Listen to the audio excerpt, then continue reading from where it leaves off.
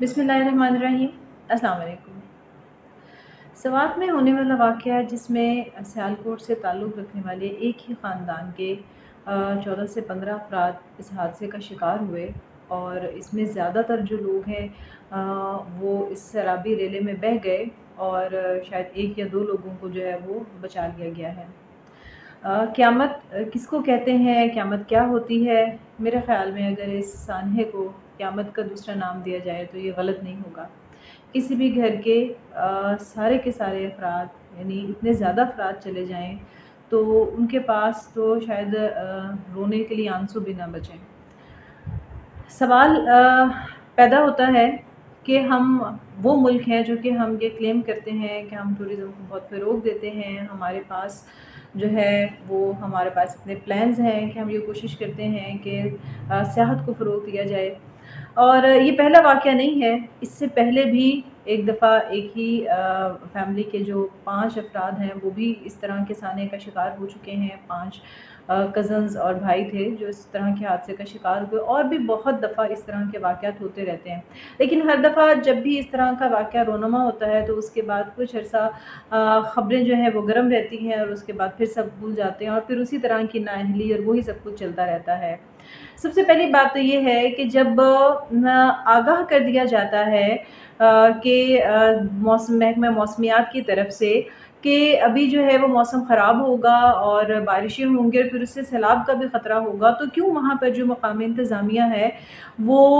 उनको इस चीज़ का शऊर क्यों नहीं है या वो अपनी ज़िम्मेदारियों से इतने अनजान क्यों हैं कि क्या उनको नहीं पता था कि उन्होंने वहाँ पर जो मौजूद सयाह हैं उनको आगाह करना है, उनको ऐसी जगहों पर जाने से रोकना है। वो जगहें जो कि किसी भी दरिया के पास आती हैं या जहाँ पर शराबी रेला गुज़रता है तो उन रास्तों पर आवाम को क्यों जाने दिया जाता है? वहाँ पर क्यों सयाहों को आगाह नहीं किया गया कि उन्होंने ऐसी जगहों पर नहीं जाना? दूसरी बात ये है कि जब मौसम इस तरह का हो और इस तरह की सूरत हाल हो तो क्या वहाँ पर कोई एक ऐसी फ़ोर्स नहीं होनी चाहिए है जो कि अगर कोई इस तरह का सानिया पेश आ जाता है तो वो बर वक़्त उन तक पहुँच सके। यानी ये ख़ानदान जो है तकरीबन 1.5 घंटा जो है वो मदद के इंतज़ार में रहे हैं लेकिन कोई भी उन तक नहीं पहुँच सका। शुरू में पानी कम था, अगर उस पहले घंटे के अंदर लोग वहाँ पर उनकी मदद को पहुँच जाते, वो जो है फ़ोर्स की सूरत में होता, वो जो मकामी वहाँ पर हुक्मरान हैं, जो पावर में हैं और जिनके पास वो तमाम फैसिलिटीज़ हैं, जिसको अगर वो इस्तेमाल करना चाहें तो लोगों की ज़िंदगियों को बचाने के लिए इस्तेमाल किया जा सकता है। और मेरे ख़्याल में कि अगर वहाँ पर किसी बहुत बड़े सियासतदान या कोई ऐसी पावरफुल अथॉरिटी होती या उनका कोई फैमिली मेंबर होता तो शायद वहाँ पर हेलीकॉप्टर भी पहुँच जाते, वहाँ पे सारी फ़ोर्सेस भी पहुँच जाती। बात तो तल्ख़ होती है लेकिन बात यही हकीकत है कि अगर कोई इन्फ्लुएंशियल हो तो फिर वो उस एक बंदे को बचाने के लिए भी वो पूरे का पूरा ज़ोर लगा दिया जाता है। लेकिन यहाँ पर चूँकि एक आम लोग थे जो कि ज़िंदगी के चंद लम्हों को खुशी के साथ गुज़ारना चाहते थे, अपनों के साथ गुज़ारना चाहते थे, लेकिन उनको नहीं पता था कि यही लम्हात जो हैं उनकी ज़िंदगी के आखिरी लम्हात बन जाएँगे। सो सवाल है हमारी जो हुकूमत है उसके लिए कि क्या जो वहाँ की इंतज़ामिया है सिर्फ़ उसको बरतरफ़ कर देना काफ़ी होगा? क्या जो आने वाले वक़्त में इस बरतरफ़ कर देने के अमल से ये मामला हल हो जाएगा? ज़रूरत है इन प्रॉब्लम्स के सॉल्यूशन की। प्रॉब्लम तो सामने आ गया है और बहुत दफ़ा आ चुका है और बहुत सारी ज़िंदगियों को निगल चुका है, लेकिन हमें इसके सॉल्यूशन की तरफ जाना है और मेरे ख़्याल में इसका सॉल्यूशन ये है कि जिस तरह 1122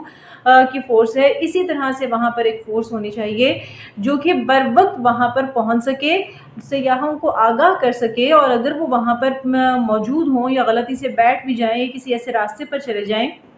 तो उनको वहाँ से रेस्क्यू कर सके, उनको वहाँ से बिफ़ोर द टाइम वहाँ से निकाल सके। क्योंकि लोगों की ज़िंदगियों से बढ़कर मेरा ख़्याल है और कोई चीज़ नहीं हो सकती है, ज़िंदगी है तो सब कुछ है। इस वक़्त उस घराने में क्या सूरत-ए-हाल होगी, हम या आप अपने घरों में बैठकर उसका अंदाज़ा भी नहीं लगा सकते हैं, उस तकलीफ़ का, उस शिद्दत का। सो मैं एक भरपूर अपील करती हूँ और जो मेरा पैगाम लोग सुने, मैं चाहूँगी कि आप इसको ज़रूर शेयर कीजिएगा और आप भी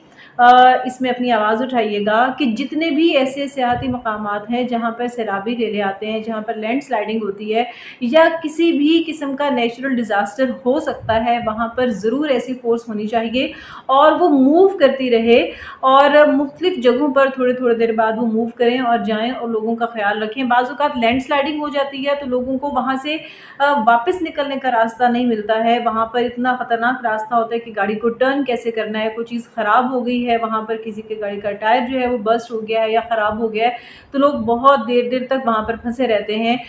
बर्फ़बारी हो जाए तब वहाँ पर फँस जाते हैं। तो इस तरह के वाक़यात जो हैं वो चलते रहते हैं, लिहाज़ा मैं रिक्वेस्ट करना चाहूँगी आप सबसे कि आप मेरी आवाज़ के साथ आवाज़ मिलाइएगा और इस पैगाम को ज़रूर फैलाना है हमें कि वहाँ पर एक फ़ोर्स की अशद ज़रूरत है कि जो लोगों की ज़िंदगियों की हिफाज़त कर सके। ज़िंदगी मौत तो अल्लाह के हाथ में है, लेकिन अल्लाह ताला ने कहा है कि आपको अपनी ज़िंदगी को महफूज़ बनाने के लिए कुछ वसीला भी करना है, कुछ उसके एहतियाती तदाबीर भी करनी है। तो हम सब कुछ सिर्फ़ कुदरत पर नहीं डाल सकते हैं कि अल्लाह को मंज़ूर था। नाअहली जो है वो बहुत सी ज़िंदगियों को खा जाती है, जैसा कि आपने अभी देखा और आप साथ-साथ इस वीडियो में देख भी सकते हैं कि किस तरह से एक बेबसी आपको नज़र आएगी कि किसी को नज़र आ रहा हो कि मौत उसके आस-पास है, लेकिन वो अपने बच्चों के लिए, अपनी माँ, अपनी बहन, अपनी बेटी, अपनी बीवी, अपने शौहर के लिए कुछ भी ना कर सके। उस तकलीफ़ को थोड़ा-सा महसूस करके देखिएगा तो फिर आपको अंदाज़ा होगा कि वो ख़ानदान किस तकलीफ़, किस अज़ियत और किस कर्ब से गुज़रा होगा। सो उस तकलीफ़, उस कर्ब को महसूस करते हुए